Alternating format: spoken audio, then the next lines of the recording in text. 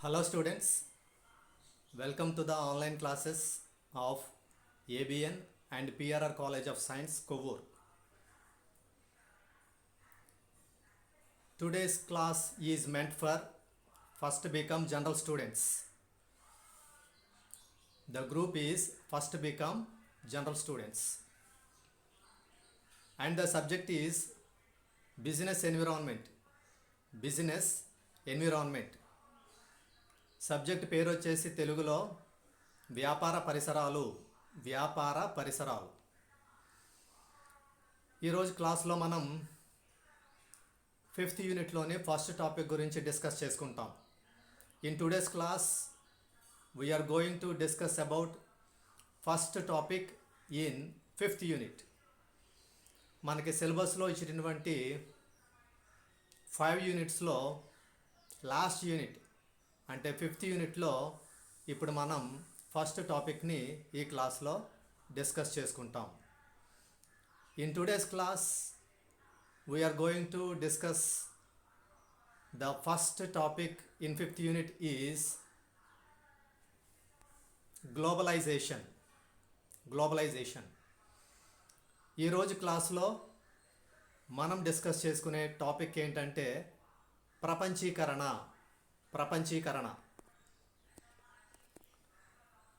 Globalisation. ఈ టాపిక్లో మనం గ్లోబలైజేషన్కి సంబంధించిన కొన్ని ఇంపార్టెంట్ డెఫినేషన్స్ నేర్చుకుంటాం. దాంతోపాటు గ్లోబలైజేషన్ అనేది ప్రపంచంలో సంభవించడం వల్ల ప్రపంచవ్యాప్తంగా ట్రేడ్ అండ్ కామర్స్ ఏ విధంగా మార్పు చెందింది అనే దానికి సంబంధించి కొన్ని విషయాలు డిస్కస్ చేసుకుంటాం. ఓకే, ఫస్ట్ గ్లోబలైజేషన్కి సంబంధించి ఇంటర్నేషనల్ మానిటరీ ఫండ్ అనే ఒక ఆర్గనైజేషన్ ఒక డెఫినేషన్ ఇచ్చింది. అంతర్జాతీయ ద్రవ్యనిధి, ఇది ఒక సంస్థ. అంతర్జాతీయ ద్రవ్యనిధి అనే సంస్థ ప్రపంచీకరణకు సంబంధించి ఒక నిర్వచనాన్ని ఇవ్వడం జరిగింది. దాని గురించి ఇప్పుడు మనం తెలుసుకుంటాం. ఓకే, ఇంటర్నేషనల్ మానిటరీ ఫండ్ అనే ఆర్గనైజేషన్ గ్లోబలైజేషన్కి సంబంధించి ఏ విధమైన ఒపీనియన్ని ఎక్స్ప్రెస్ చేయడం జరిగింది అనేది మనం ఇప్పుడు తెలుసుకుంటాం. Right. Globalisation as the growing economic interdependence of countries world wide through increasing volume and variety of cross-border transactions in goods and services.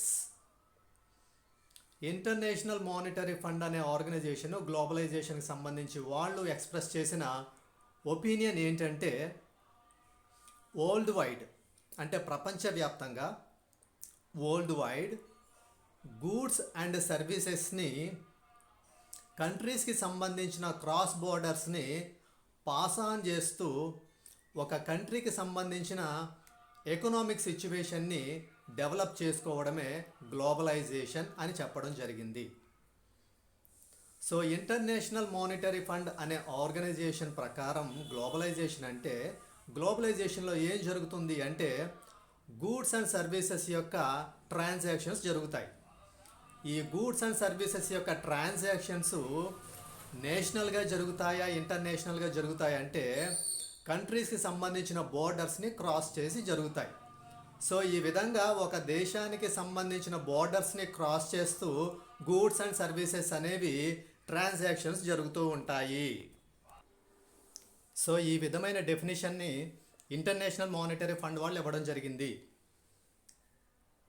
అంటే ఏదైనా ఒక దేశం తన దేశ సరిహద్దులు దాటి వివిధ రకాలైన వస్తు సేవలకు సంబంధించిన కార్యకలాపాలు జరిపి ఆర్థిక వ్యవస్థను మెరుగుపరుచుకోవడాన్ని ప్రపంచీకరణగా చెప్పవచ్చు అని అంతర్జాతీయ ద్రవ్యనిధి అనే సంస్థ పేర్కొనడం జరిగింది. నెక్స్ట్ మరొక డెఫినేషన్ చూస్తే globalisation means globalising the various markets. Theodore Levitt. Globalisation means globalising the various markets. Theodore Levitt అనే మహాశయుని యొక్క అభిప్రాయంలో గ్లోబలైజేషన్ అంటే గ్లోబలైజింగ్ ద వేరియస్ మార్కెట్స్.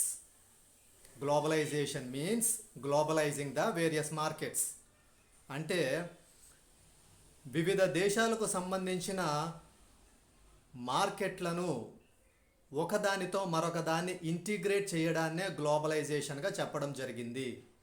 దాన్నే ఇక్కడ ఏ విధంగా తెలియజేయడం జరిగిందంటే globalisation means globalising the various markets అంటే వివిధ దేశాలకు సంబంధించిన మార్కెట్స్ని ఒకదానితో ఒకటి ఇంటిగ్రేట్ చేయడం, ఇన్కల్కేట్ చేయడం, ఒకదానితో ఒకటి మిక్సప్ చేయడాన్ని గ్లోబలైజేషన్గా చెప్పుకోవడం జరుగుతుంది. థియోడర్ లెవిట్ అనే మహాశయన అభిప్రాయం ప్రకారం ప్రపంచీకరణ అంటే వివిధ దేశాల యొక్క మార్కెట్లను ఒకదానితో ఒకటి సమైక్యపరచడం, సంధానపరచడం. ప్రపంచంలోని వివిధ దేశాల యొక్క మార్కెట్లను ఒకదానితో ఒకటి సమైక్యపరచడం లేదా సంధానపరచడాన్నే ప్రపంచీకరణ. ఇది థియోడర్ లెవిట్ అనే మహాశయుని యొక్క అభిప్రాయంలో ప్రపంచీకరణ అనే దానికి సంబంధించిన అర్థం. నెక్స్ట్ దీపక్ నాయర్ అనే మరొక వ్యక్తి కూడా గ్లోబలైజేషన్ సంబంధించిన ఆయన యొక్క అభిప్రాయాన్ని ఎక్స్ప్రెస్ చేయడం జరిగింది. ఆయన చెప్పిన విషయం చూద్దాం. Globalisation means the expansion of economic activities across political boundaries of nation states. Globalization means the expansion of economic activities across political boundaries of nation states. అంటే వివిధ రకాలైన కంట్రీస్కి సంబంధించిన పొలిటికల్ బౌండరీస్ని దాటి ఎకనామిక్ యాక్టివిటీస్ని కానీ పెర్ఫామ్ చేసినట్లయితే దాన్నే గ్లోబలైజేషన్ అంటారు. అంటే వివిధ రకాలైన దేశాలు ఆ దేశాల యొక్క పొలిటికల్ బౌండరీస్ని క్రాస్ చేస్తూ ఏ ఎకనామిక్ యాక్టివిటీస్ని అయితే పెర్ఫామ్ చేస్తాయో వాటినే గ్లోబలైజేషన్గా చెప్పడం జరిగింది. దీపక్ నాయర్ అభిప్రాయంలో ప్రపంచీకరణ అంటే వివిధ దేశాల యొక్క రాజకీయ సరిహద్దులు దాటి ఆర్థిక కార్యకలాపాలను విస్తృతపరచడాన్నే ప్రపంచీకరణ అంటారు. వివిధ దేశాల యొక్క రాజకీయ సరిహద్దులు దాటి ఆర్థిక కార్యకలాపాలను నిర్వర్తించడాన్నే, ఆర్థిక కార్యకలాపాలను విస్తృతపరచడాన్నే ప్రపంచీకరణగా చెప్పవచ్చు. ఇది దీపక్ నాయర్ అనే మహాశయుని యొక్క అభిప్రాయంలో ప్రపంచీకరణ అంటే అర్థం. నెక్స్ట్ సో ఈ విధంగా గ్లోబలైజేషన్కి సంబంధించి డిఫరెంట్ పర్సన్స్, డిఫరెంట్ ఆర్గనైజేషన్స్ రకరకాల డెఫినేషన్స్ ఇచ్చినవి, రకరకాల ఒపీనియన్స్ కూడా ఎక్స్ప్రెస్ చేయడం జరిగింది. So thus globalisation of business is a business philosophy of using one's business. So ఇప్పుడు మనం నేర్చుకున్న డెఫినేషన్స్ని బట్టి మనం చెప్పగలిగిన విషయం ఏంటంటే గ్లోబలైజేషన్ అనేది ఒక బిజినెస్ యొక్క ఫిలాసఫీ. ఏ బిజినెస్ ఆర్గనైజేషన్ అయితే నేషనల్గా కాకుండా ఇంటర్నేషనల్గా రకరకాల ట్రేడ్ అండ్ బిజినెస్ యాక్టివిటీస్ని పెర్ఫామ్ చేస్తుందో ఆ ట్రేడ్ అండ్ బిజినెస్ యాక్టివిటీకి సంబంధించిన ఒక బిజినెస్ ఫిలాసఫీనే గ్లోబలైజేషన్గా మనం అర్థం చేసుకోవాలి. ప్రపంచీకరణ అంటే దేశము జాతీయంగా కాకుండా అంతర్జాతీయంగా ఇతర దేశాలతో తన సరిహద్దులు దాటి, అంటే తన భౌగోళిక సరిహద్దులు దాటి, దానితో పాటు రాజకీయ సరిహద్దులు దాటి వివిధ రకాలైన ఆర్థిక కార్యకలాపాలను విస్తృతపరచడాన్ని ప్రపంచీకరణ అంటారు. సో ఈ విధంగా ప్రపంచీకరణలో ఒక దేశం మరొక దేశంతో వివిధ రకాలైన వర్తక వాణిజ్య కార్యకలాపాలు నిర్వర్తిస్తుంటుంది. ఈ విధంగా ఒక వ్యాపార సంస్థ ఒక దేశంలో ఉంటూ మరొక దేశంలోని వ్యాపార సంస్థలతో, కంపెనీలతో వివిధ రకాలైన వర్తక వాణిజ్య కార్యకలాపాలు నిర్వర్తిస్తుంది అంటే అదే వ్యాపార సంస్థకు సంబంధించిన వ్యాపార ఫిలాసఫీగా అర్థం చేసుకోవాలి. అందుకే thus globalisation of business is a business philosophy. అందుకే ఒక బిజినెస్ ఆర్గనైజేషన్కి సంబంధించిన గ్లోబలైజేషన్ కాన్సెప్ట్ అనేది ఆ బిజినెస్కి సంబంధించిన ఫిలాసఫీగా మనం అర్థం చేసుకోవాలి. By using the global technology the industries may offer products or services which can better satisfy the customers' needs. గ్లోబలైజేషన్లో ఒక కంట్రీ మరొక కంట్రీతో వివిధ రకాలైన ట్రేడ్ ట్రాన్సాక్షన్స్ని పెర్ఫామ్ చేయడం ద్వారా ఒక కంట్రీకి మరొక కంట్రీకి సంబంధించి ఈ రెండు కంట్రీస్ మధ్య టెక్నాలజీ అనేది షేర్ చేయడం జరుగుతుంది. ఒక కంట్రీకి సంబంధించిన టెక్నాలజీని మరొక కంట్రీ యూజ్ చేయడం, ఆ కంట్రీకి సంబంధించిన టెక్నాలజీని ఈ కంట్రీ యూజ్ చేయడం జరుగుతుంది. సో ఈ విధంగా గ్లోబలైజేషన్లో గ్లోబల్ టెక్నాలజీ అనేది కంట్రీస్ మధ్య షేర్ అవుతుంది, కంట్రీస్ మధ్య ఎక్స్చేంజ్ అవుతుంది. దానివల్ల కలిగే బెనిఫిట్ ఏంటంటే industries may offer products or services which can better satisfy the customers needs.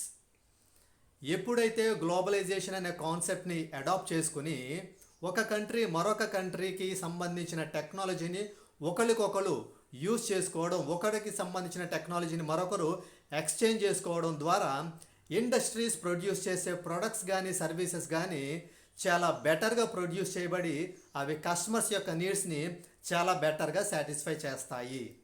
ప్రపంచీకరణ అనే భావన వల్ల ప్రపంచంలోని ఒక దేశం మరొక దేశానికి సంబంధించిన సాంకేతిక పరిజ్ఞానాన్ని వినియోగించుకుంటూ ఒక దేశం మరొక దేశానికి మధ్య సాంకేతికత పరంగా మంచి సహకారము, మంచి ఒప్పందాలు జరిగి ఈ దేశాల మధ్య మంచి పరిజ్ఞానం వినిమయం జరగడం ద్వారా ఈ దేశాలలో ఉన్నటువంటి పరిశ్రమలు ఉత్పత్తి చేసే వస్తు సేవలు ఎంతో నాణ్యమైన రీతిలో ఉండడం మాత్రమే కాకుండా అవి వినియోగదారుల యొక్క సంతృప్తిని ఎంతో గరిష్ట స్థాయిలో సంతృప్తి పరుస్తాయి.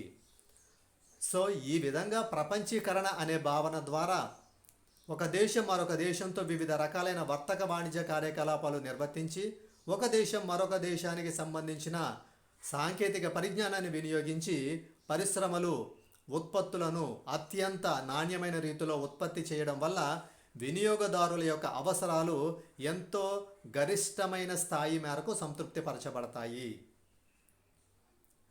In globalization, the business organizations practicing a globally available strategies through the business is locally operated. గ్లోబలైజేషన్ వల్ల బిజినెస్ ఆర్గనైజేషన్స్ గ్లోబల్గా అవైలబుల్గా ఉన్నటువంటి స్ట్రాటజీస్ని ప్రాక్టీస్ చేస్తాయి. ఎలాగంటే లోకల్గా బిజినెస్ని ఆపరేట్ చేస్తూనే. ఏదైనా ఒక బిజినెస్ ఆర్గనైజేషను అది లోకల్గా ఎస్టాబ్లిష్ అయ్యి ఆ బిజినెస్ని లోకల్గానే రన్ చేస్తుంది. కానీ ఆ బిజినెస్ అనేది వేరే కంట్రీస్లో ఉన్నటువంటి బిజినెస్ ఆర్గనైజేషన్స్తో టైఅప్ పెట్టుకుని అగ్రిమెంట్స్ పెట్టుకుని బిజినెస్ చేయడం వల్ల గ్లోబల్గా ఏ రకమైన స్ట్రాటజీస్ అయితే ఉన్నాయో ఆ స్ట్రాటజీస్ని ప్రాక్టీస్ చేయడానికి బిజినెస్ ఆర్గనైజేషన్స్కి లోకల్గానే పాసిబుల్ అవుతుంది. అది గ్లోబలైజేషన్ వల్లే సాధ్యపడుతుంది. అంటే ప్రపంచీకరణ వల్ల వ్యాపార సంస్థలు స్థానికంగానే వ్యాపారం చేస్తూ ప్రపంచవ్యాప్తంగా వివిధ దేశాలలో ఏ విధమైన వ్యాపారానికి సంబంధించిన వ్యూహాలు అందుబాటులో ఉన్నాయో వాటిని స్థానికంగానే వ్యాపారం చేస్తూ ఉపయోగించడానికి వీలుంటుంది. అంటే స్థానికంగా వ్యాపారం చేస్తున్న ఒక వ్యాపార సంస్థ అంతర్జాతీయంగా వివిధ వ్యాపార సంస్థలు వ్యాపారంలో ఏ విధమైన వ్యూహాలనైతే అమలు చేస్తున్నాయో అటువంటి వ్యూహాలను తెలుసుకుని ఆ వ్యూహాలను స్థానికంగా కూడా అమలు చేయడానికి స్థానికంగా వ్యాపారాన్ని నిర్వహిస్తున్న వ్యాపార సంస్థలకు వీలు కలుగుతుంది. ఇది దేనివల్ల అంటే ప్రపంచీకరణ అనే భావన వల్ల. Thus a global corporation may have a global policy through it operates locally. So ఈ విధంగా ఒక బిజినెస్ ఆర్గనైజేషన్ లోకల్గా తన బిజినెస్ని ఆపరేట్ చేస్తూనే గ్లోబల్గా ఏ విధమైన బిజినెస్ పాలసీస్ ఉన్నాయో అటువంటి వాటిని అడాప్ట్ చేసుకోవడానికి వీలు కలుగుతుంది. ఈ విధంగా వ్యాపార సంస్థలు స్థానికంగా తమ వ్యాపార వాణిజ్య కార్యకలాపాలు నిర్వర్తిస్తూనే ప్రపంచవ్యాప్తంగా వివిధ దేశాలలో ఏ విధమైన వ్యాపార విధానాలు వ్యాపార పాలసీలు అమలులో ఉన్నాయో వాటిని అనుసరించడానికి వాటి ద్వారా వ్యాపారాన్ని మరింత మెరుగుపరుచుకోవడానికి వ్యాపారాన్ని అనుకున్న స్థాయిలో తీర్చిదిద్దడానికి ప్రపంచీకరణ అనే ఈ భావన ఎంతగానో దోహదపడుతుంది. Thank you all of you.